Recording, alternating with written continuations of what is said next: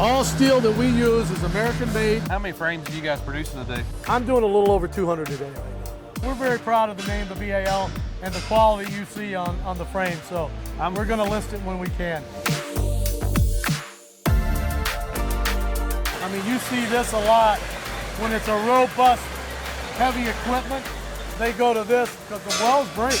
Most of your frames, you don't see some of the issues that some of the other people are seeing as far as failure or... No, competitors use I-beam, we use a Z-ring.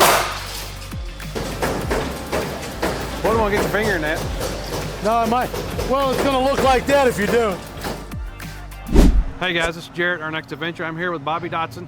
He is the Director of Sales for Norco, the BAL Frame Division, and he's going to give us a tour of the factory. So with all the frame issues that people are talking about, and we're actually shopping for a new camper, we got invited by Venture to come up here, and they wanted to show us the BAL frame, and Mr. Bobby got stuck showing us around. So thank you. No, I appreciate you guys coming up and getting to take a little time to see it. Thanks to KZ and Venture for having you. Yeah, I want to take you and let you see how we build the BAL frame. We also build the fifth wheels for Venture now, so you'll get a clear view of kind of what we do here and how our frame is a little bit different from the competition. And then you're one of the very few, well, I guess KZ or Venture is one of the very few fifth wheel frames you build. Correct, correct. We build a few other ones, but they are one of the few we do build for right now. They're brand new to us starting last summer. Awesome, awesome. Good. Well, we're looking forward to the tour, so let's check it out. Thank you. Let's go do it. Appreciate it. Well, first of all, this is the front paint line, which I told you we do a lot of the smaller parts on this frame paint line. It's designated for all of the Norco industries in our divisions, but a lot of the frame parts are done here, and you're going to see the second paint line on the other end of the building. So you guys paint these, I'm assuming you got like an oven you run them through? I've got an oven. I'm doing a powder coat and E-coat line. So you got electrostatic and a powder coat line. So you get powder over E. So you get a better coverage so it doesn't chalk out. And you'll see some of the product at the end over here. You'll see what I'm telling you. You'll notice some of this here and some of probably outside painting we do. We have a seating division, which some of the seating parts are coming off the line now. So you're going to see various and different types of parts that we do paint. So one thing to real quick to point out, we may have to do this again in a second, it's loud here, is all your steel that you use is American made. All steel that we use is American made, all domestically. We buy from domestic in the U.S. We do not store any steel outside. It's all stored inside, which you'll see later, which in turn, only when it's outside is when the product is completed, built, and ready to ship to the customer. Okay.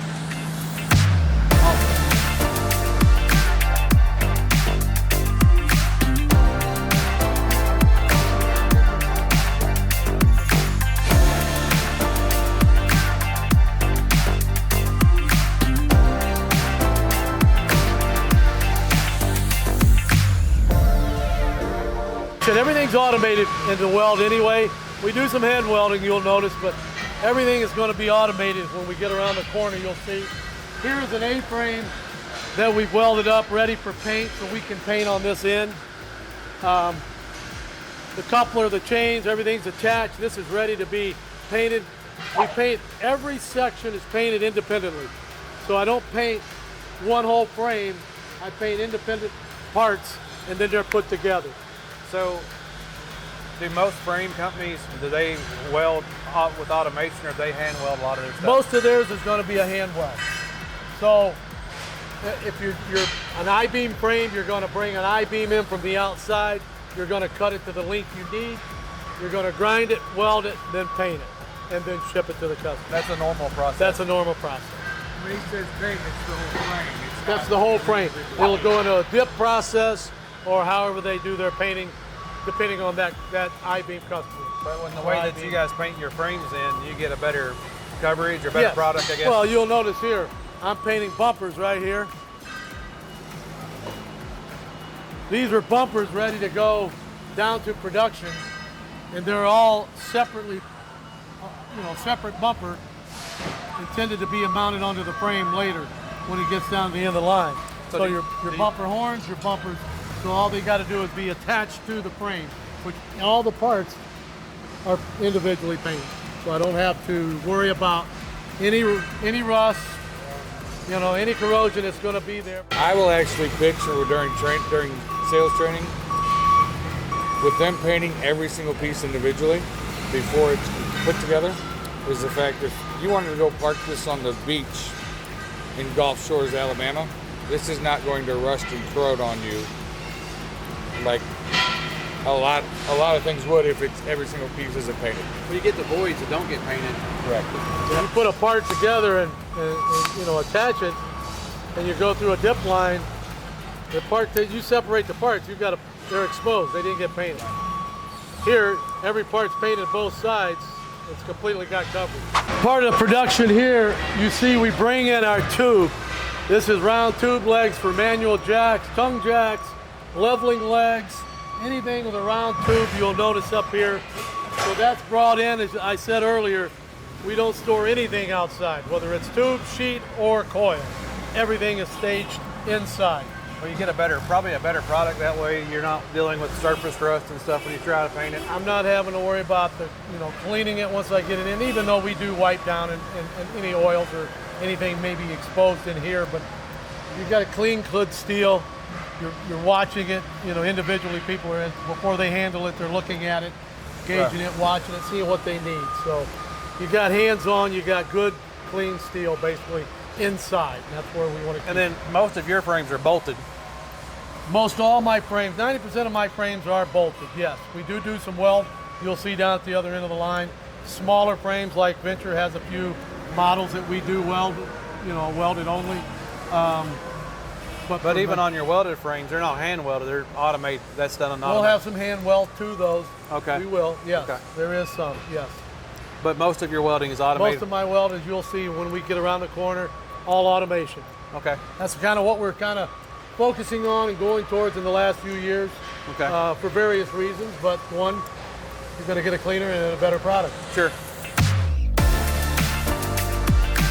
So this is a laser cutter or a plasma, I guess? Yeah, we got plasma. We have, I believe now, 5 or 6 plasma cutters right now in-house.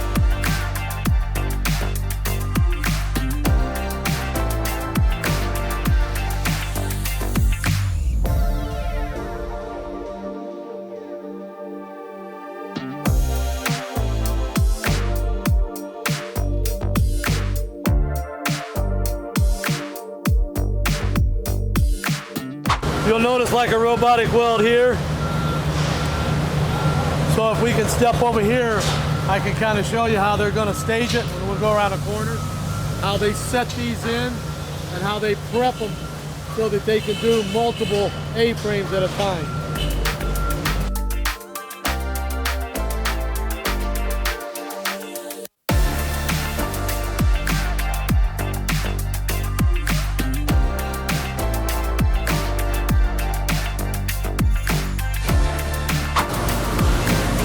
So this is where you stamp all your This is all our brake press operation here. So you can see we're forming and brake pressing these. These here are leveling brackets.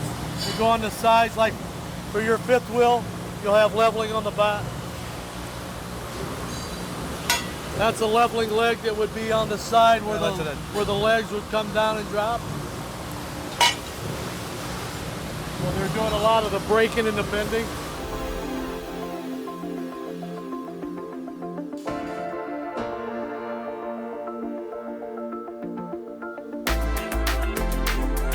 And there's a jig set that we can start our part setup for that frame only. So these guys,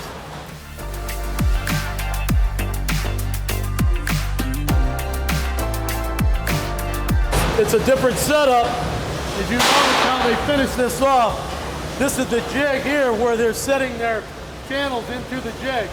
So everything fit in the proper location so they get the exact positioning before they weld it. Then when we step over to that side, you'll be able to see how they're welding everything up. And most is this all hand welded? Most of this is all hand welded. Right here, fine example. Here they've got jigs set up. They're welding like an upper deck for your fifth wheel. There's a pin box sitting up the front there.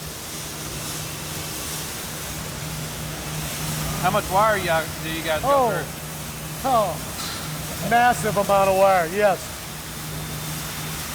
So actually, But I go through more Huck than I do wire. do you? The Huck and the collar, you'll see that over there. So that Huck bolt that you guys use, once you tighten it down, it will never come loose. Never come apart. I mean, you have to grind it off, feed it off. You don't have to worry about a wheel breaking. If somebody was hung over on a Monday or early on a Friday. That's the key.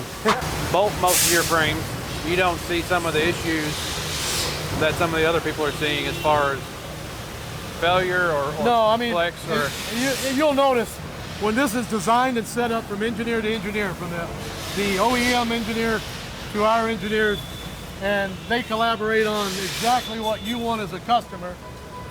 They tell us locations of cross members, tank bars.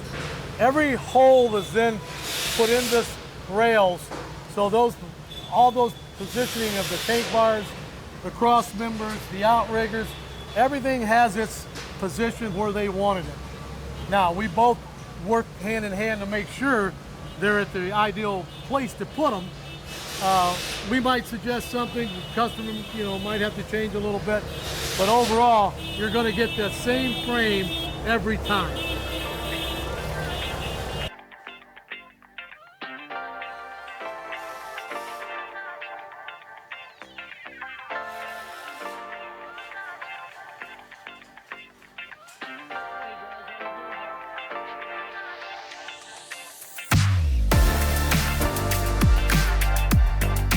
We used to build table bills, what we called it. And it was basically sections set up here that you could set and bring over the components, set them on a rack, and just feed to it and build. Ergonomically, efficiencies and everything have forced us, and as you met Akos, is he's designed and set up with his crew a line that's more automotive, it's more efficient, more quicker, and everything kind of flows in a better pace, and we can get more volume for guys like myself, hopefully to sell more. one of the things too is like I've noticed like the workers here in the area, none of them are like really bending over, so they're not working over something. And you'll see as we'll start down here and walk back this way.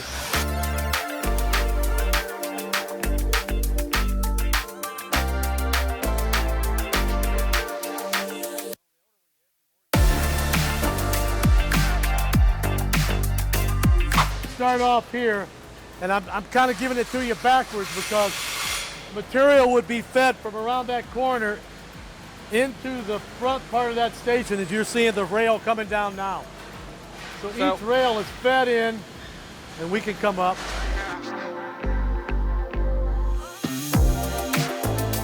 So you'll notice they're feeding each rail. They have a print of that part number designated for that frame, so they know on that 2010, 24, 26 frame what parts of their building and where it's going and where its attachment points. Attachment points have already been cut and done over here. When we build, like I said, we're doing this kind of backwards right now, but you'll kind of get the gist of it as we move forward. I'll kind of keep you down this aisle here.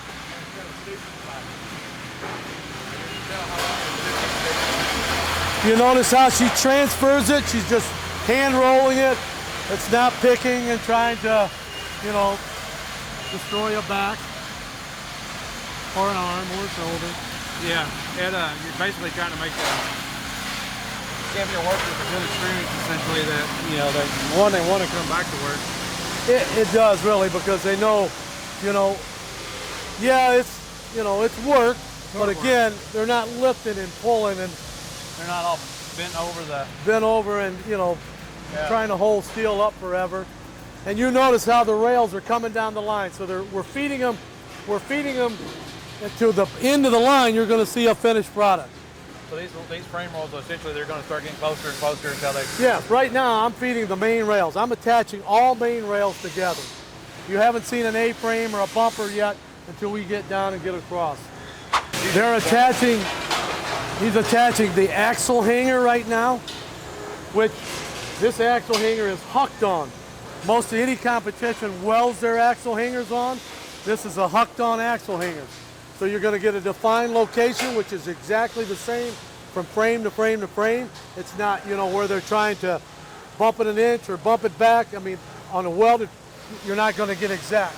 Well, I guess, like in that theory then, so if you're hanging your frames and you're bolted, so you know, like I'm sure all your bolt holes are put in CNC. Yes, you'll see it on this side, yes. And so, yes. so there's no guesswork, like when you're hanging your axles, they should be true. No guesswork whatsoever. Yeah. Because if you're welding your middle hanger on, you know, and trying to center. Well, if they pencil mark it, grease pencil mark it, and try to bring a hanger up and exactly weld it, he can move it a little bit. So now you got a, you know, maybe one on this side and one on your right side. Could be off a little bit. And I'm not saying that happens, but it could happen. Very easily. It's more likely to happen if it's welded than bolted. I've got a location where this is going. Yeah. So for this to be wrong, it won't be wrong. If they're wrong, they're all wrong. If they're wrong, I better start over. They're all wrong. He's going to squeeze a Huck bolt in a collar so you see what it does. That's the Huck gun.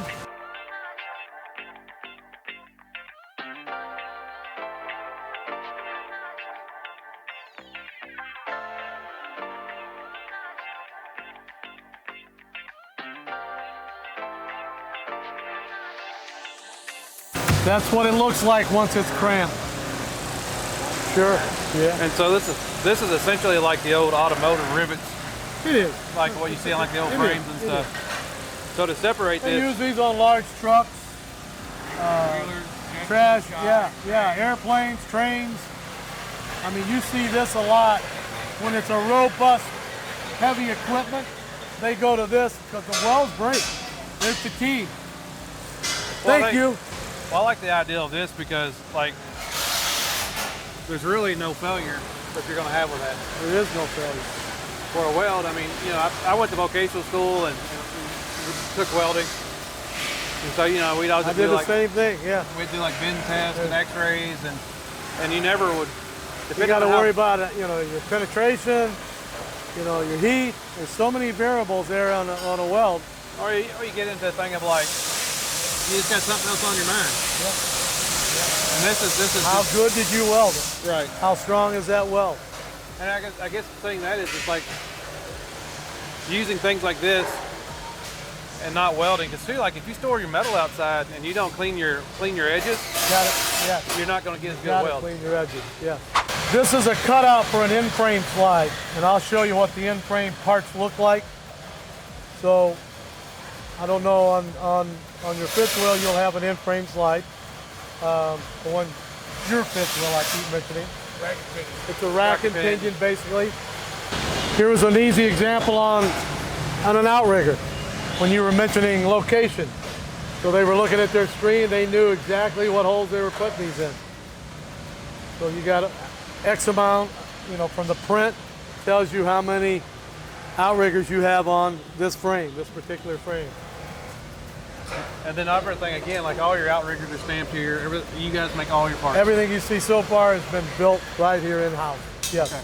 Awesome. So he might be doing tank hangers, any type of bracing over here that he needs to put on.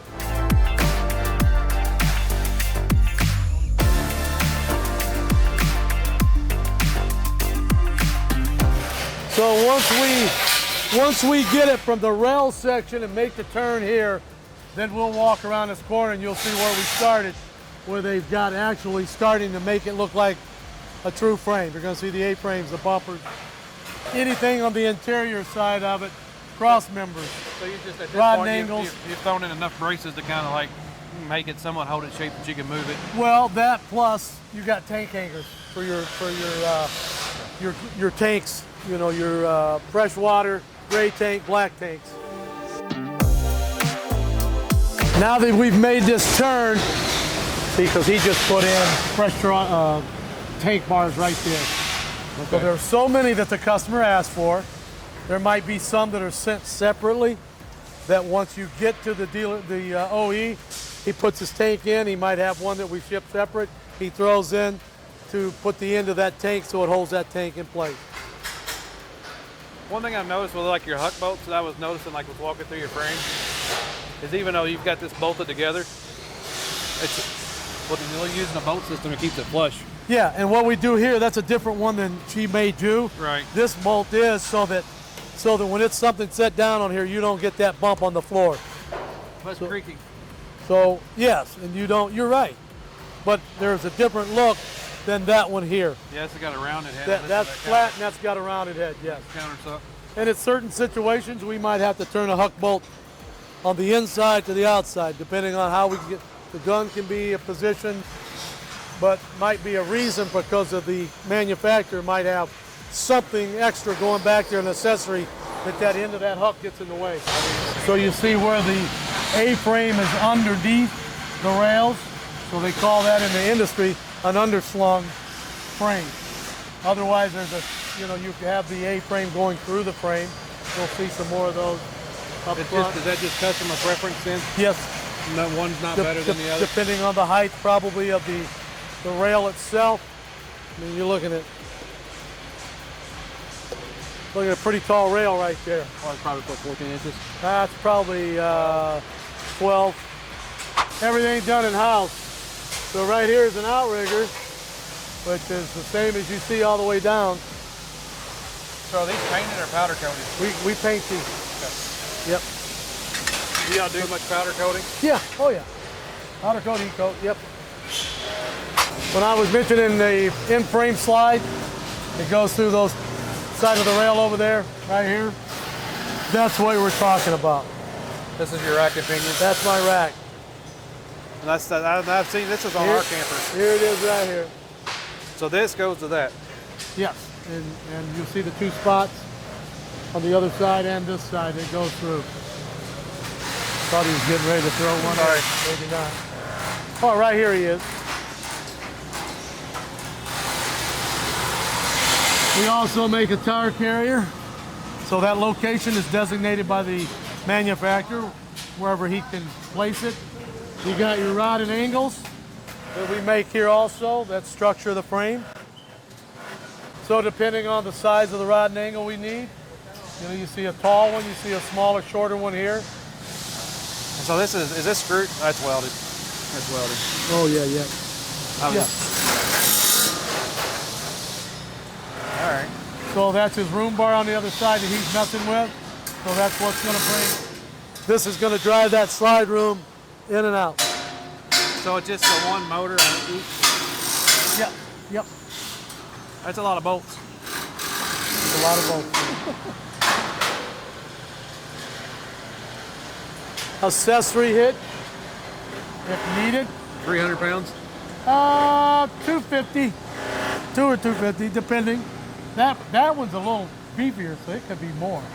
I doubt if it's more than 250. I was telling him that's the accessory hitch. I don't know if you caught that, but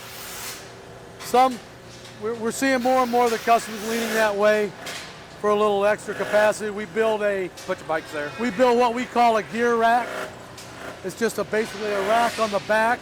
You slide into that pennant and it lays down, so you got capacity to haul bicycles, any accessory you want to, coolers, whatever you want to. We're running 2 shifts today. So when's your shift changeover then? Usually 1:30. I was, unless they're doing something different. This is our yard. This is our finished goods yard. So the blue chariots, we call them, are what we stack them. You'll see them underneath. I won't take you out in the dust bowl, but we take them. Drivers start at about 2:30 in the morning. They start loading up and they run. They're done now, but they'll run anywhere from, as long as we really need them to. They like to be done around noon, 1 o'clock. So how many frames do you guys produce in a day? I'm doing a little over 200 a day right now. Wow, that's a lot of campers. Right now the industry's down, as we all know. Volume's down. We have picked up, some business. I see that the volume rise a little bit accordingly how we run. So you guys, because of your processes, have picked up some market share essentially. 200 a day. Do you think? Well, where do you think that'll be come spring, or if the industry? Well, if the industry can keep rising the bar a little bit and we pick up more business. We're capable up to, with the new line, almost 400 a day. You know, That's a lot of freaking campers. That's a lot of campers. You put your name on your frames. Yeah, we're proud of our name, so we're going to put it on there. Yes. So yeah, I just noticed like most of your competitors Do not put their name on the frame. Yeah. And so Are you talking the stickers on the frame? Yeah, I mean it's BAL well, right there. I mean we're very proud. We're very Right. proud of the name, the BAL, and the quality you see on the frame. So we're going to list it when we can. It'd be bigger if they'd let me, but they won't. We're a good 100 yards away, and I can see You can still pull out the. I know what I'm looking at. No, you can see a BAL frame. Yeah, I can. The stickers on the A-frame. Yeah. We have a great service department, you know, that backs it. If anybody gets, you know, something happens or something that they may need, a little issue that they call in, we've got staff ready to be very helpful and answer any questions. So That's awesome. on the road or at the campground, we take care of people. The ideal is not to have issues. Well, we'd love to not have the issues. But I mean, at the end of the day, everybody has issues. And when you do, you want to get taken care of. Right. You know, that's the main thing. Right. I think one thing in this industry is when you do have an issue, you want to talk to somebody about your issue. And a lot of times, if you can't get a hold of anybody, stress really starts weighing on you a little bit there. Yeah, I mean, you spend all this money on these campers, and then you know you have an issue, and then with the way the RV industry in a whole, not necessarily frames, but the industry in a whole is like customer services. You might be able to talk to somebody, but can you get parts or can you get? That's the key. Yes. You want to get a part, you want to get it as quick as possible, and you want to resolve the issue. This is the paint line. I'll let her shoot from. If you notice, I think it's going to take a little over, and I'm not sure anymore, but I'm going to go with 2 hours. I'll be safe. Once it starts and hanging, it goes through the wash bay and in through the paint. I don't believe we're painting right now.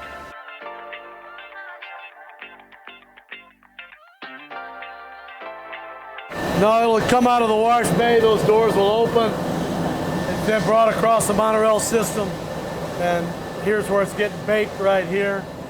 So they paint it in here. Paint it, coming through, it's getting baked down here. You can probably feel the heat right there, I'm sure. You can see the heat you can see it in the, I'll show you. Here's your fifth wheel right here. This is your upper deck on your fifth wheel. So let me ask you this, and you may not know the answer to this question, and that's okay. So one of the big things, like going back to fifth wheel, that I know we've had fifth wheels in the past, is I've never been a big fan of the big fifth wheel hitch, because it takes up your whole bed of your truck. With these, what's your thoughts on running one on a gooseneck ball? You know, I'm probably not as good at answering that question as a couple of the other guys, but I don't see an issue with it. Is that your? Yeah, I was wondering. No, I don't. Not anymore. They've adapted to the hitching itself. For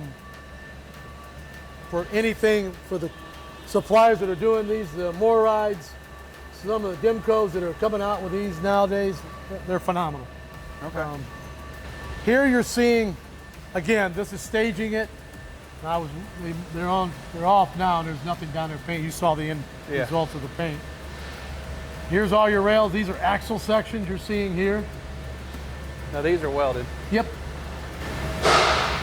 They're welded for a reason there. They see what they call in the industry a crush tube. So they needed that height right there on that axle, so you see that little tube underneath. Okay. And that was because the customer asked for it that way. What we try to do is build up parts so that we can pull parts needed. So once they're painted, they get A-frames, different sizes, different models. You got cross members, you got all types of your parts of your frame are loaded and locked in here for the guys to pull them to get them to the line. So I guess with you running parts up, if you have a delay on a steel shipment or something, you can still produce frames.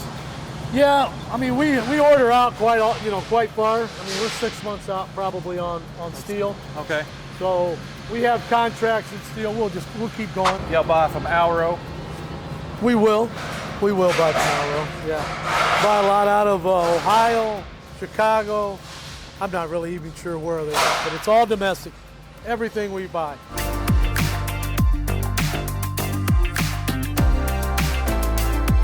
What he's doing right now, he's setting a coil of steel. So we buy the coil in the gauge we need and also in the width we need. So he's pulling one off to set a new one. So he had to band that one, get rid of that one, and he's gonna put a new one on, whatever we're gonna run, whatever he's gonna run. So what they're doing is, once he gets it set on either one of these same machines, they go through what we call straightener, because you know a coil, it's coiled up, so you want to get it as straight as possible.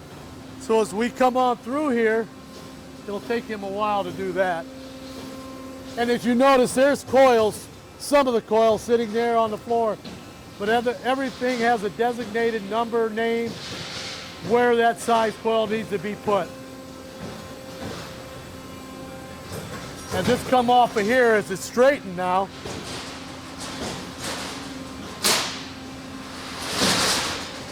You've got different sizes of this sheet, and you're gonna have, like, if we get over here, you're gonna see two different, they're gonna cut it, shear it, and you're gonna have a left and a right where we saw those rail sections, and then they'll be formed as we get on down towards the end. Take a big stamp, essentially. Exactly. And stamp them in. So what you've done is taken a coil of steel, straightened it, got it to this position here. Now it's going over to our Amana equipment here. This is programmed. It's punching the holes. Punching all the holes. Everything you see where those Hucks are going through and any other holes, that's what's going on now. So the customer tells us locations, like I mentioned earlier, of where he wants designated parts, cross members, outriggers, everything. We know where the sections of the rails have to be because we've designed that frame. So this is going to start punching holes. It's doing it right now.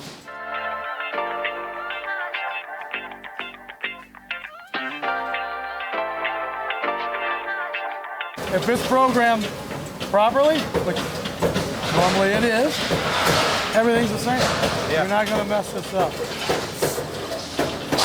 So it's going to look like this when it comes out. It's going to look like that. And so that's where the Huck goes through. That's where counter. Yep, it's counter something. They call that a dimple. So that drops down in it, and then you got a flush look. Awesome.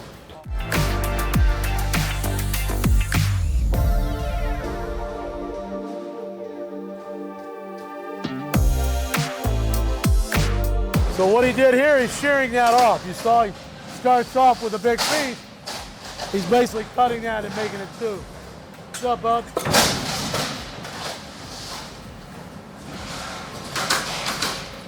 So then you have a left and a right hand rail.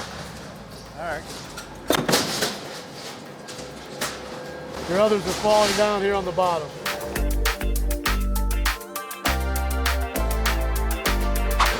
Now he's taking this sheet and he's forming this sheet into what we call a Z-rail. You have competitors use I-beam, we use a Z-rail.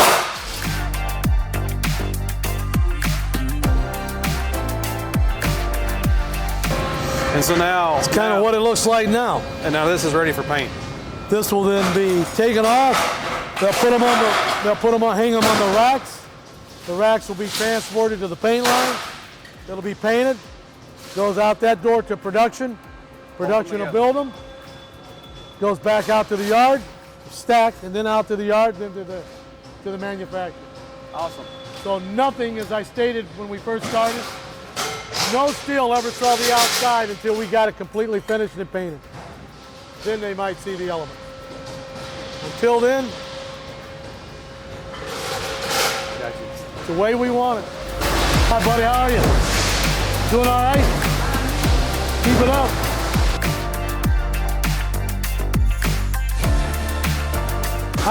Our company was basically known for scissor jacks.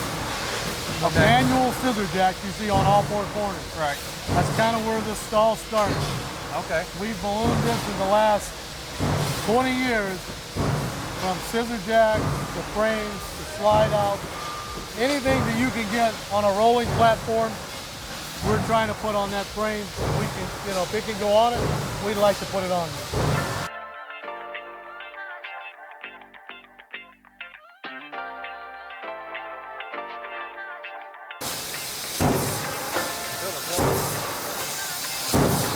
over here. All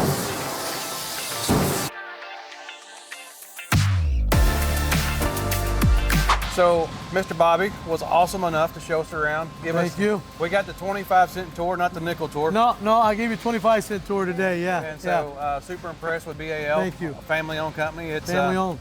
You've been here since what, 1900? I've been here forever, yeah. It feels like it, but I enjoy it. And great family, great people, so it's a great company, it really is. Well, thank you for showing us around. It's really an awesome Thank plant, you. and it's been a pleasure to meet you. Appreciate it. Thank you.